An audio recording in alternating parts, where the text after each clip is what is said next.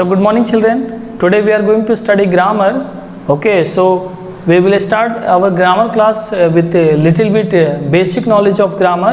Then we can continue and we can see that we are able to solve the exercise question or not. Right. So we will start from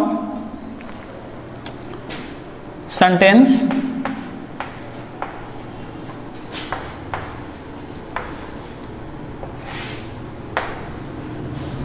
So these are the basic things children. Very soon we will finish this. Okay.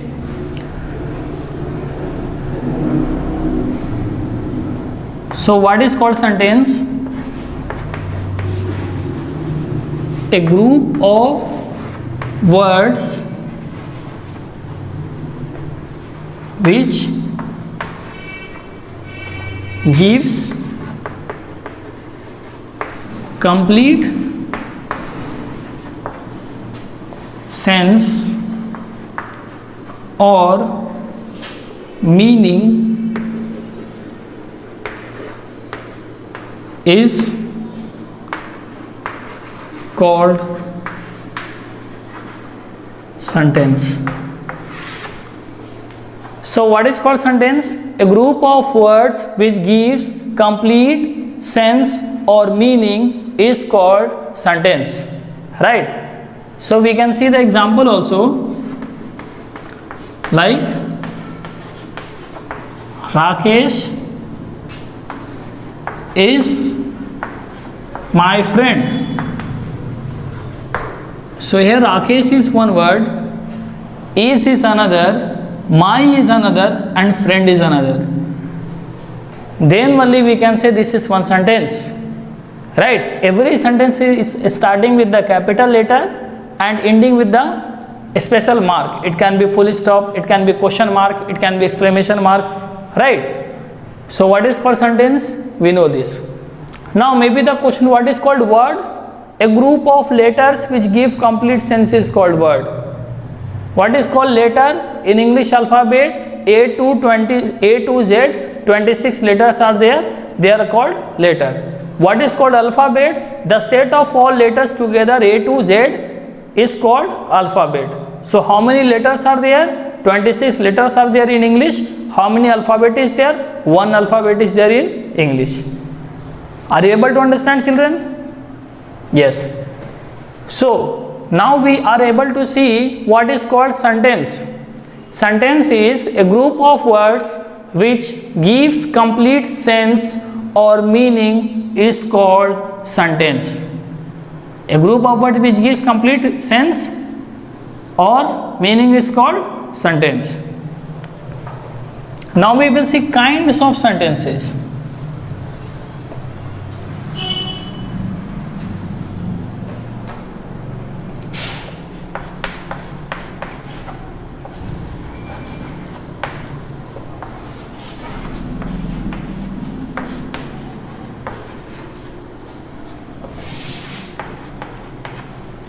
So sentences can be of four kinds on the basis of function, right?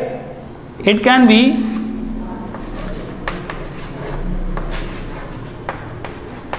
affirmative sentence, it can be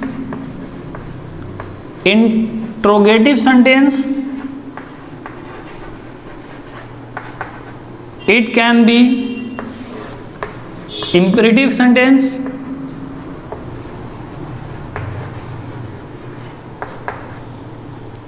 it can be exclamatory.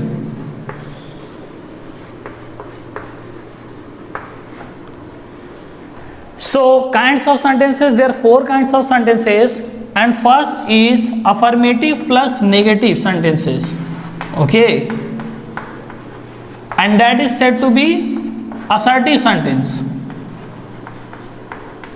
So how we can remember? Four kinds of sentences are there: assertive sentences, interrogative sentences, then imperative sentences, and then exclamatory sentences. Assertive sentences, affirmative sentence and negative sentence, they both are the example of assertive sentence. Okay, interrogative sentences, see, interrogative sentences in which we are asking some question. Okay, any sentences in which we are asking the question, that is the example of interrogative sentences. Imperative sentences, here request is done or command is given. So whenever the request is done, command is given, that time you is understood. Like stand up,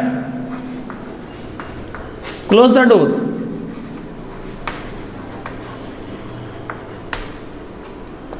please forgive me.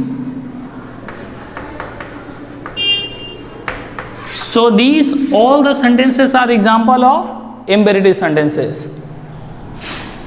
Interrogative sentences, who are you? Affirmative sentence example, he is a boy. Negative sentences example, he is not healthy. Exclamatory, how tall the boy is.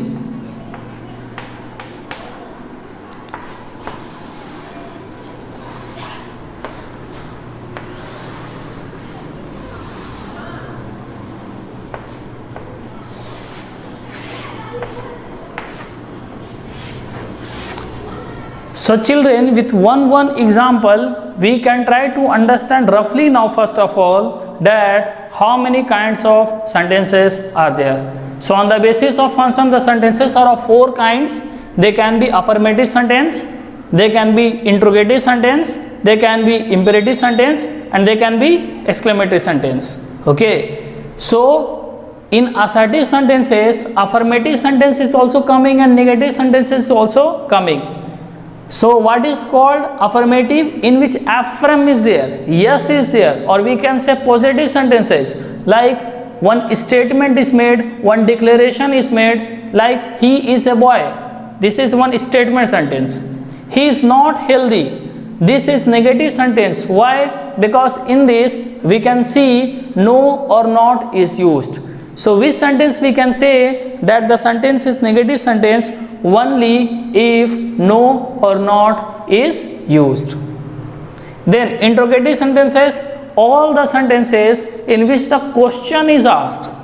All the sentences in which the question is asked, that is called interrogative sentences. Then exclamatory sentences. Exclamatory sentences before imperative sentences we will see. All the sentences in which command is given.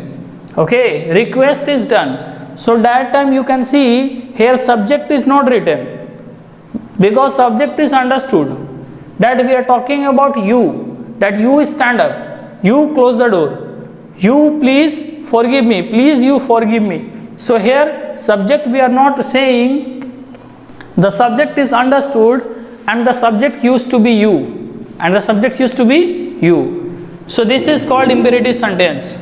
Then exclamatory sentence, when sudden feelings or expression is expressed, that is called exclamatory sentences. It can be the expression of joy, it can be the expression of sadness, it can be the expression of grief, excitement, anything it can be. So like that here, how tall the boy is, exclamation mark. Children, what we have to focus here, that all the sentences are starting with the capital letter but ending with a special mark. Here it is ending with full stop. Affirmative sentences and negative sentences are ending with full stop, right? Interrogative sentence is ending with a special mark which is called question mark, and imperative sentence also ending with full stop. Exclamatory sentences ending with the special mark which is called exclamation mark. So I hope that roughly we have understood the kind of sentence based on their function. Now we are going to talk about what is called subject and what is called predicate.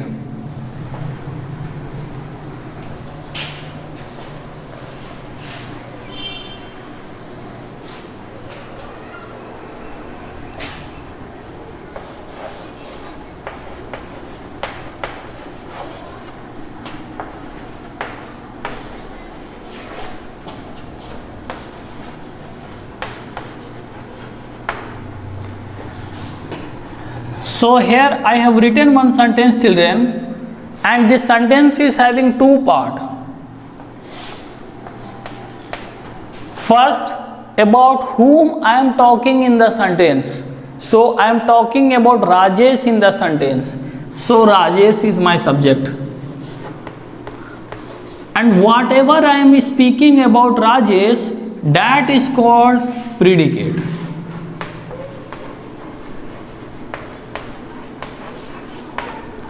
So we can say a sentence is always having two parts, subject and predicate.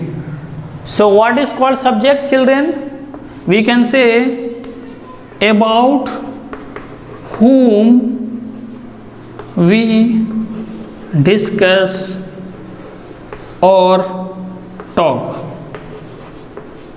About whom we are discussing or talking, that is called subject. Predicate, whatever we say,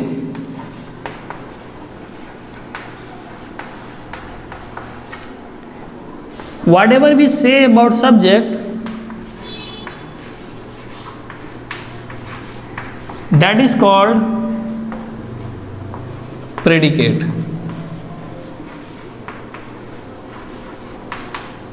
And they both are must for the formation of a sentence.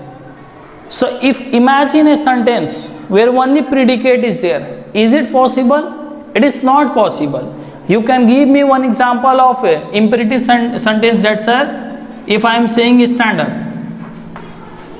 But here you is hidden, you is understood. So we can say there is no sentence in the world where only subject is present or only predicate is present. For the formation of sentence, children, a sentence is always having two parts. One part is called subject and another part is called predicate. For the formation of sentence, two part is must. Okay. So I hope that you are able to understand this.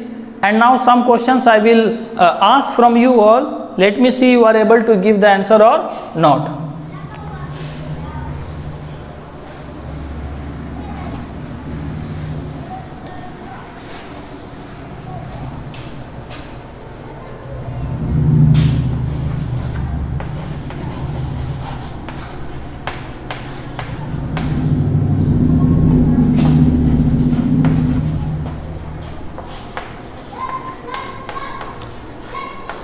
Now the question is, in this sentence, what is subject? In this sentence, Gandhi ji is subject because we are discussing about whom? Gandhi ji. So about whom we are discussing or talking, that is called our subject. So children, some of the wrong methods of studying, that also I will say. Some children, they used to say that sir, doer is called subject, the one who is doing the work in the sentence is called subject. So in this sentence, who is doing the work? Maybe someone who is killing Gandhi ji, he is not present also in the sentence. So how we can make a sentence without subject? It is not possible. So what we understood today, that subject can be active also and the subject can be inactive also. Subject can be active also and the subject can be inactive also. So when the subject is active, work is done by the subject. When the subject is inactive, work is done to the subject.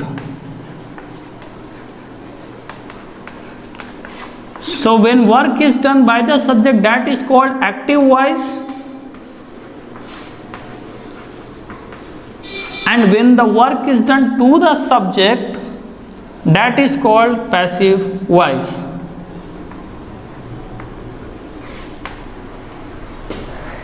Example, active voice, someone killed Gandhi ji.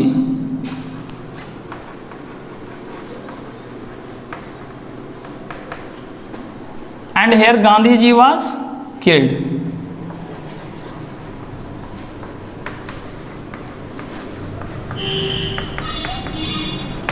So in this sentence, children, we are talking about someone, and someone is the doer, doing the work. So it is called subject. Here we are talking about Gandhi ji. Gandhi ji is inactive. He is only killed by someone. So here we can say that the work is done to the subject. So here Gandhi ji is inactive. So there should be no two definition for one thing. Okay, try to understand. If the situation is changing, the correct definition should never change. This is the definition. Okay, so here what is our definition? That about whom we are discussing or talking, that is called subject. About whom we are discussing or talking, that is called subject. Now children, I will try to make you understand little bit more clearly that how the subject used to change.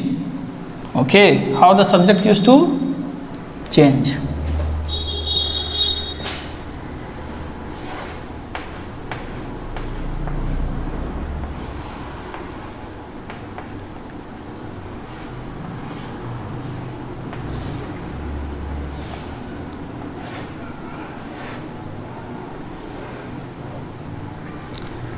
So imagine this boy name is Rakesh,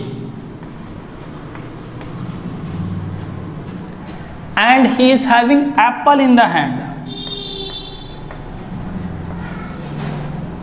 This is the situation. Okay, he is inside his house.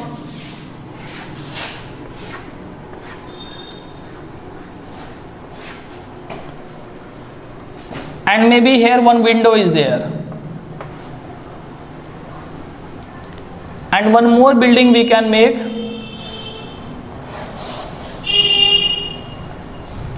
and from here one another person is there who is watching them. So now he is having two options to say the same thing. First, he can focus on Rakesh, that what Rakesh is doing. So he can say the sentence that Rakesh is eating an apple.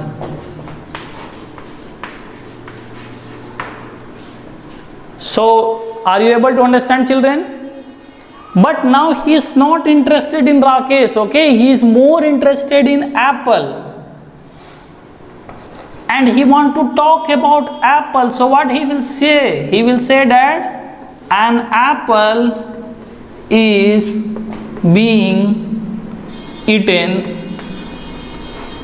by Rakesh.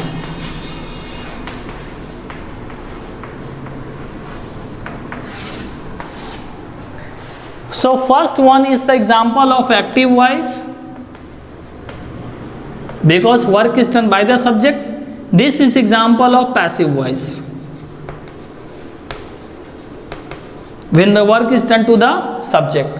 Now children, you only tell me two events are happening separately, two incidents are happening, first for the active voice, second for the passive voice. No, one incident is only happened, that Rakesh is present there who is eating the apple. Now it depends on the observer that where he is giving more focus. If he is giving more focus to Rakesh and he started talking about Rakesh, so that becomes the example of active voice. If he gives more focus to apple and he started talking about apple, so that becomes the passive voice. So like this we can understand this is the scene of active and passive voice. Only one incident is happening. Don't think that two separate events are taking place. No, only one incident is taking place. So I hope that you all are able to understand what I am teaching you. Okay, so what I am teaching you today, I am teaching you about subject, that the subject can be active also. Here the subject is active, here the subject is passive. Passive means inactive, the subject is inactive.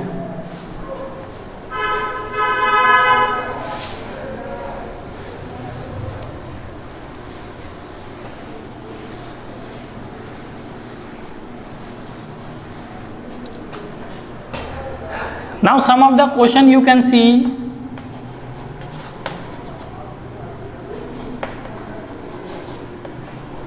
Find out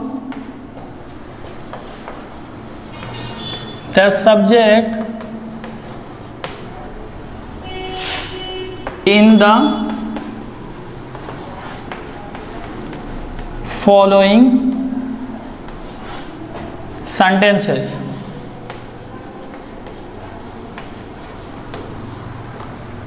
Find out the subject in the following sentences, right?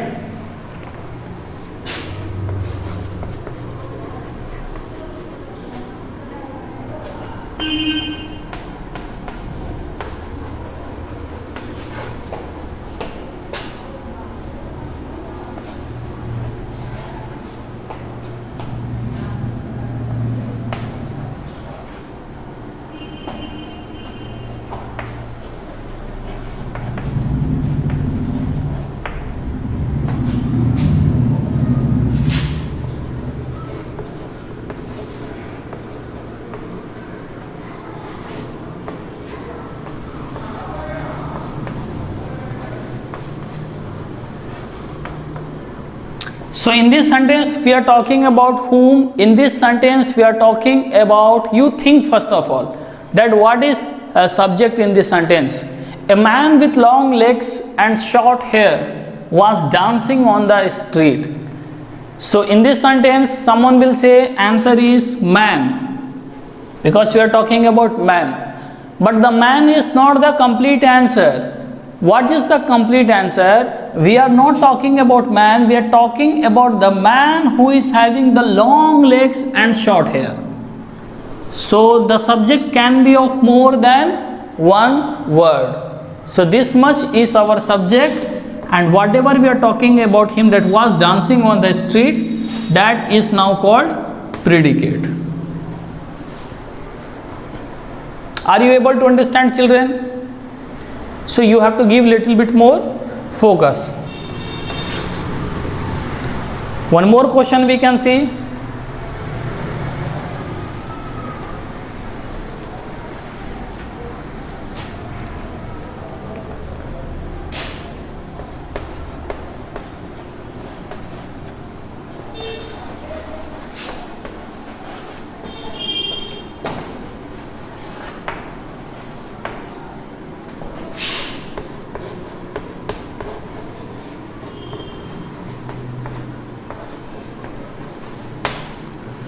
He was helped by his father-in-law. This is the sentence.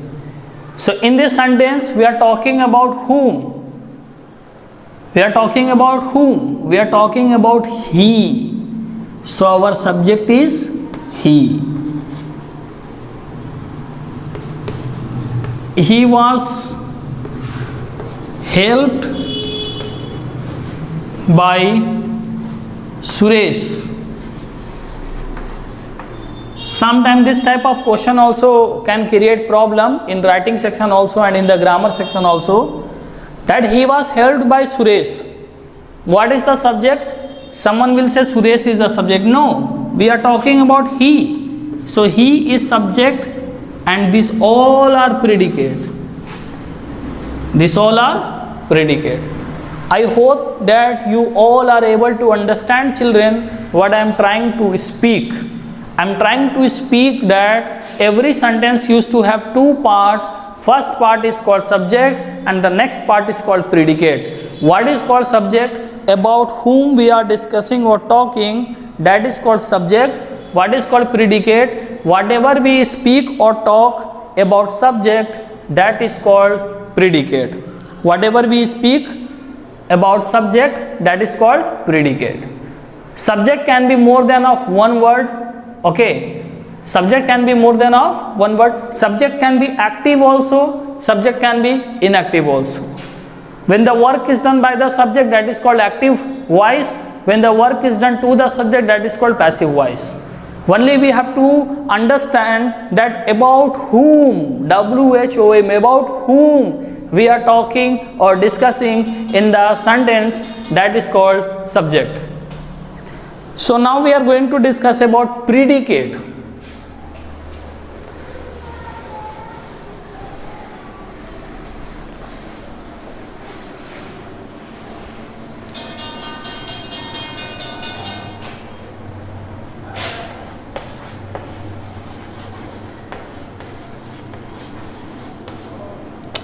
So predicate used to have two parts. It used to have verbs and object.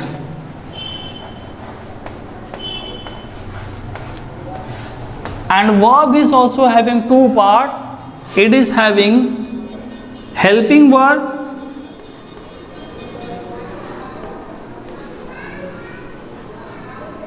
or main verb.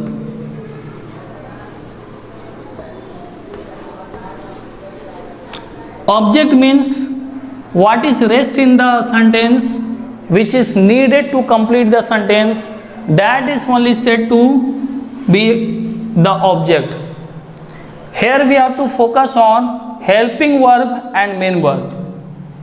Helping verb is also called by the name auxiliary verb.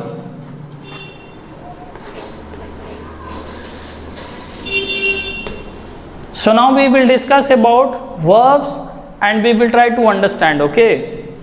And very soon we will come to the level of board examination, 10th standard, 9th standard, very soon we will come. But these basic things are needed, children, first of all, to understand.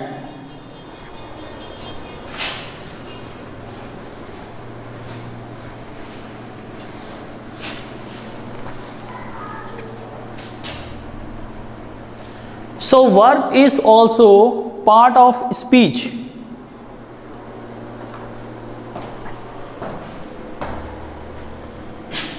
What is verb? Verb is also part of speech. Part of speech. So here we will learn what is called speech. Whatever we say is called speech. Whatever we say is called speech, okay? Whatever we say, that is called speech. And how many parts of speech are there? There are 8 parts of speech. What are they? They are noun, pronoun, adjective, verb, adverb, preposition,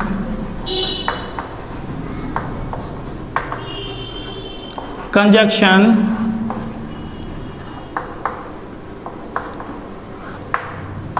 and interjection.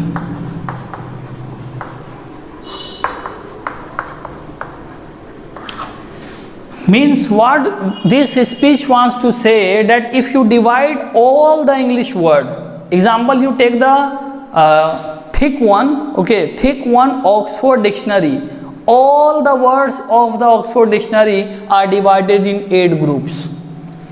Every word is belonging to any one of the group that we can say. Either it can be noun, it can be pronoun, it can be adjective, it can be verb, it can be adverb, it can be preposition, it can be conjunction, or it can be interjection. So that is called part of a speech. Whatever we say is called part of speech. 8 parts of speech are there. One of them is verb. One of them is verb. So first of all, what is called verb? Verb is the part of speech. It used to explain about action in the sentence.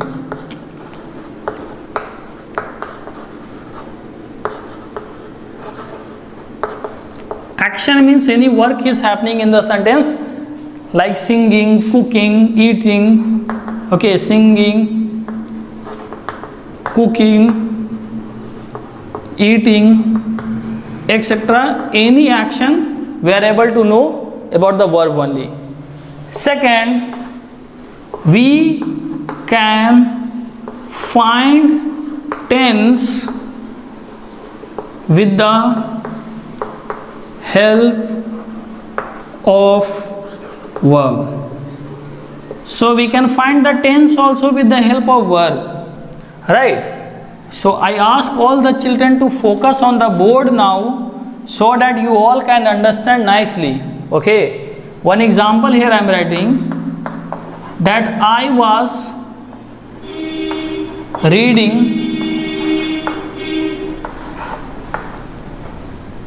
a newspaper.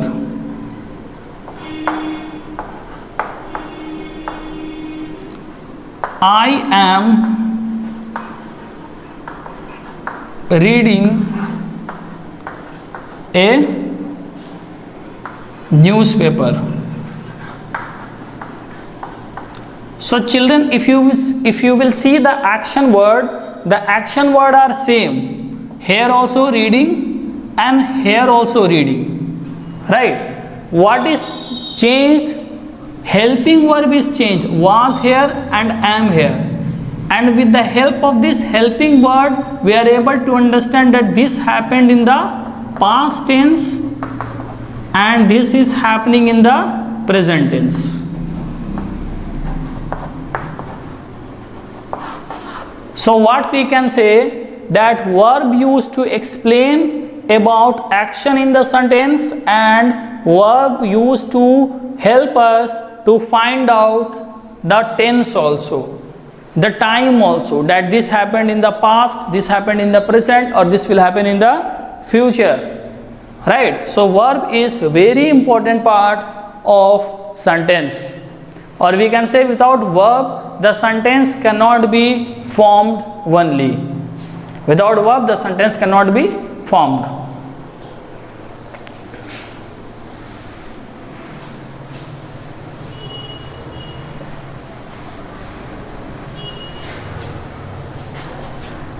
Then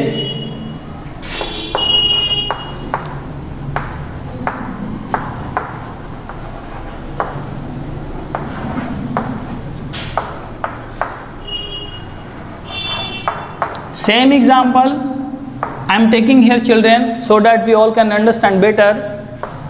Ram is reading a newspaper. Here reading is main verb and is auxiliary verb. But when sometime there is no action word in the sentence, like Ram is a boy,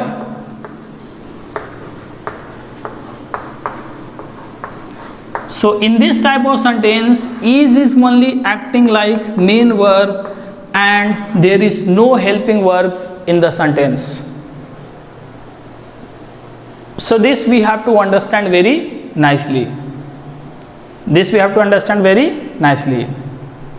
So if you ask me that which are coming in the list of main verb and auxiliary verb, generally main verb, all the action words like V1, V2, V3, V4, V5, they all are coming in the list of main verb, and when action is not happening there at that time, is, am, are, was, where, if they are not present.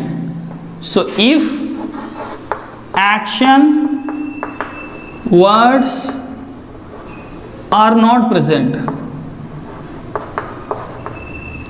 so that time these words is, am, are, was, where, okay, will, shall, has, have, had, etc., they are also acting like main verb.